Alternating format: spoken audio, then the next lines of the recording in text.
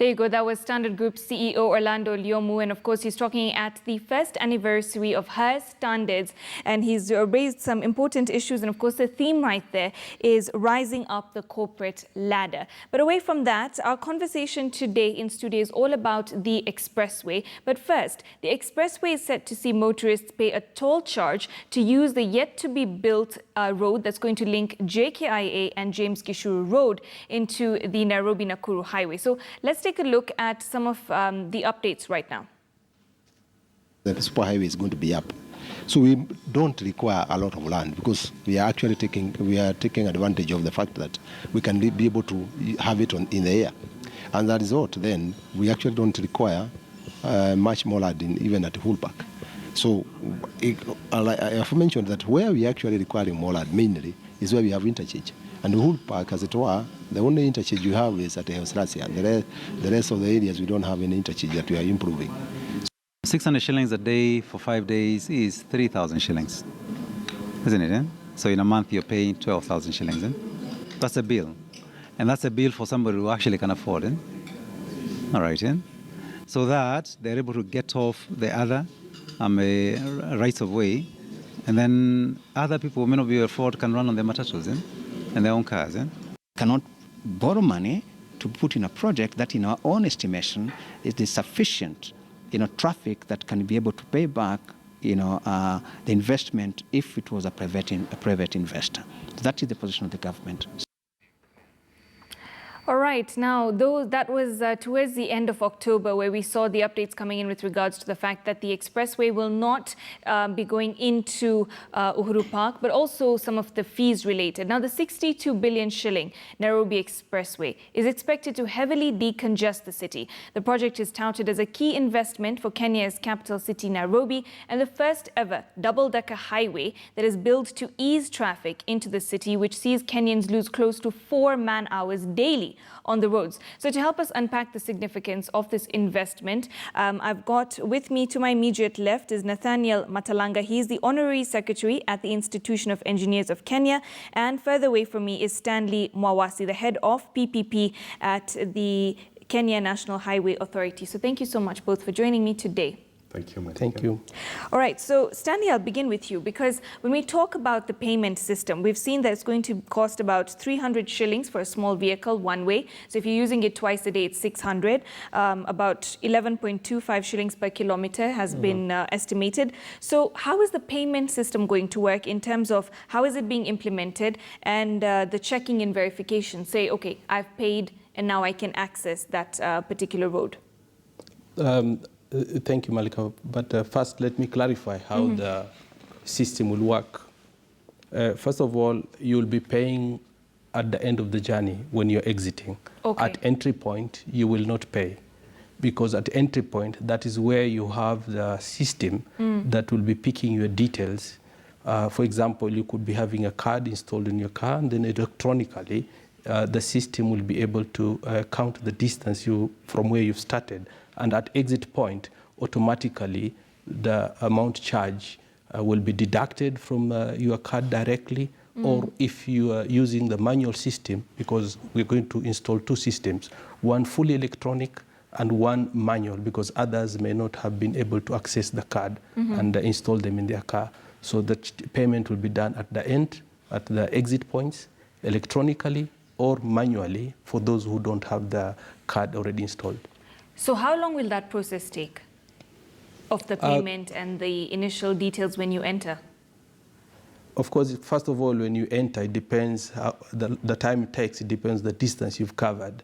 But at the point when you are exiting, we have made sure that the time taken will not become now another bottleneck within the system. So that has been well timed, and there are very clear performance standards that are embedded in the contract agreement with the concessionaire, where if he fails to do that, then there are penalties that start playing. Okay. Yes. Also, there was talk of a special BRT lane. So are we still going to see that come into effect? Absolutely. However, I would like to point here that the expressway project itself does not include a BRT within the expressway confines. Okay. However, Kenya is looking at the development of the total solution so that we are able to offer services both to the public and both to the to transportation of goods and other facilities. So the existing road itself, as we see it, will still remain, and it's going to remain free. But to complement the services of the existing road, there is going to be a BRT. And the BRT will run immediate on the outer lanes of the expressway. So for the sections where the expressway will be near same level with the existing road, it will be on the extreme outer lanes immediately up the expressway. And it will come with stations, landing points, and all the facilities. So it will run alongside? It will run alongside, okay. Just on the outside lanes. Okay, fine. The expressway itself will yes. be confined within the middle of the existing roads. Yes. Yes. Above, of course. No. From Mlolongo all the way to just about next gen, the expressway will be at grade. It will be more or less same level as you're seeing the existing road. Okay. Then afterwards, yes. And that will be about a distance of about 15.7 kilometers. Then after that, the expressway will be elevated. And as we have mentioned severally, it's because of the land availability. The area is not good enough, or it's not wide enough to accommodate the 4 lanes which we intend to install. So from there, the expressway is elevated now. And it runs elevated, running all the way through Huru Highway up to James Gishuru. Okay. Yes. Now, there was so much, backlash when it came to the idea that there was outcry, really, that it would affect major landmarks and facilities. We're talking, of course, Uhuru Park.